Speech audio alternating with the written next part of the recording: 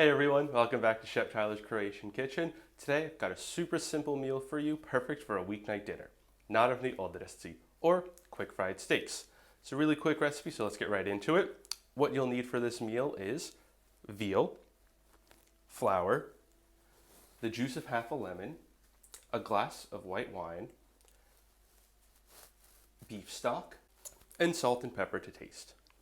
So before we get started, just a quick note on what meat you should be using. I'm using veal, and veal scallops are going to be perfect for this.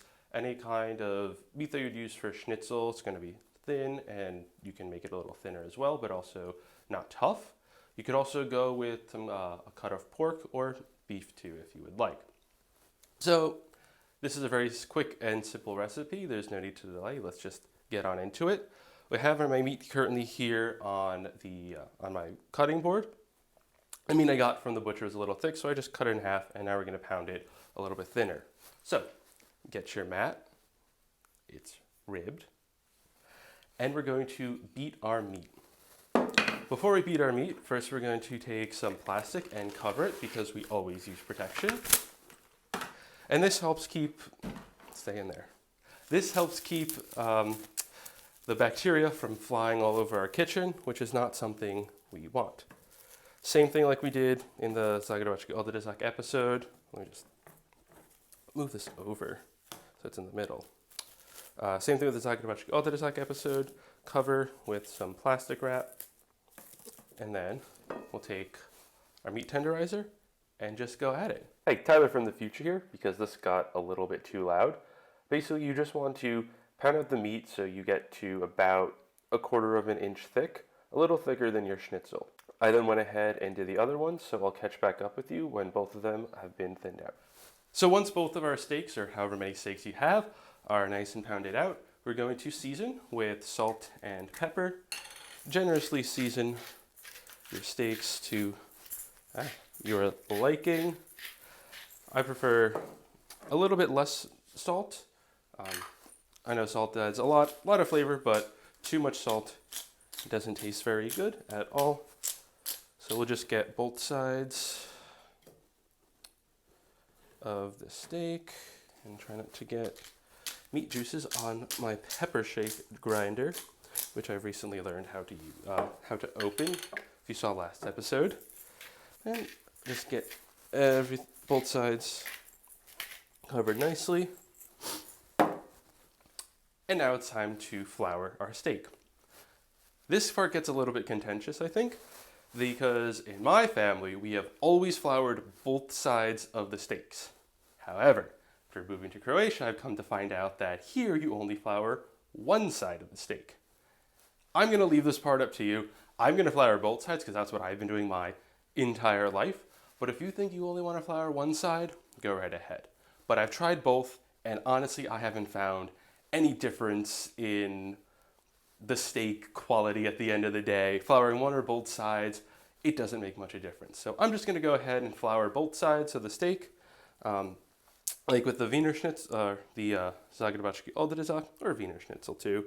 We'll just lightly place our meat into the flour and lift it up and go onto the other side. Whatever sticks, sticks. Whatever doesn't, does not. And then we have our floured steak. I'm going to go and do both at the same time, so I'm not wasting any time over here. And I'll just leave this to rest back there as well. Once your flakes are floured, we're going to head on over to the stove and start cooking. So now we're over here at the stove and we're ready to start cooking the steaks. Just a quick note on my workstation, I have the pan in which I'm going to cook the steaks, plus a side plate where I'm going to put them once I'm done. So I'm just going to throw a little knob of butter into the pan while it's heating up, just to get it to start melting. Once the butter starts to foam up, you'll know it's hot and ready to start cooking the steaks. Over here on the side, I have what I'm going to use for the sauce. So I have about 100 milliliters, a little about half a cup of beef stock. If you have veal stock, perfect, but that's pretty hard to find, so that's why I'm going with beef. We also have our glass of white wine and half a lemon juice. Just keep that to the side until we're done cooking the steaks. Let's just get the butter around. Looks like it's foaming up nicely.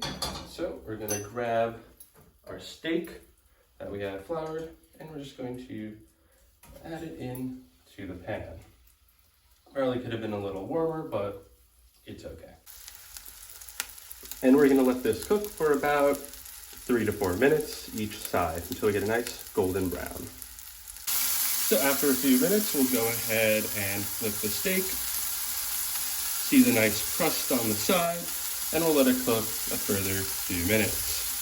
Once the steak is ready, we'll take it off, put it to our side pan. All the fond there we'll leave on for later when we make the pan sauce. And I'm gonna go ahead and cook the other steak, and I'll be back with you once we're done. Once your steaks are done and they're on the side plate, now it's time to make the pan sauce. We're gonna start with our glass of white wine and pour it into the glaze. It's quite hot. Just go on and scrape all this burnt on stuff there on the bottom. That's where all the flavor is in the frond. It's going to help flavor our pan sauce. We'll turn up the heat to help rapidly boil this down. We're also going to take our juice of half a lemon, add in, as well as our stock.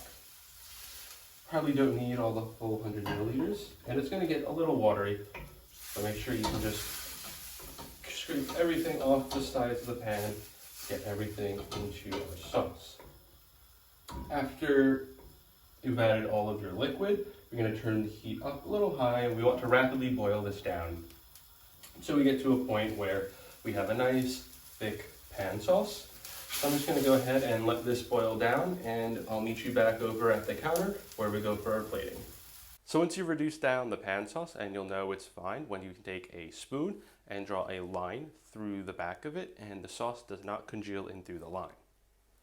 So with the pan sauce ready, we'll just take the pan and put the sauce right on top. All the good frond in there as well. A nice dark sauce. Yours might be lighter or a little bit darker, depends on how much you've cooked on the frond. So, well, this looks amazing, so let's take a taste. Greg, this one is for you. Fork and knife out of the magic compartment. Just get a nice little bite there, get some of the sauce on as well.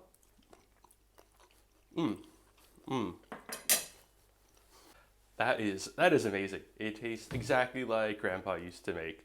The sauce itself tasted a little bit too lemony when I was trying it before, but once paired with the veal, it is amazing. And there we have Naravni Odresci. Dobar tek.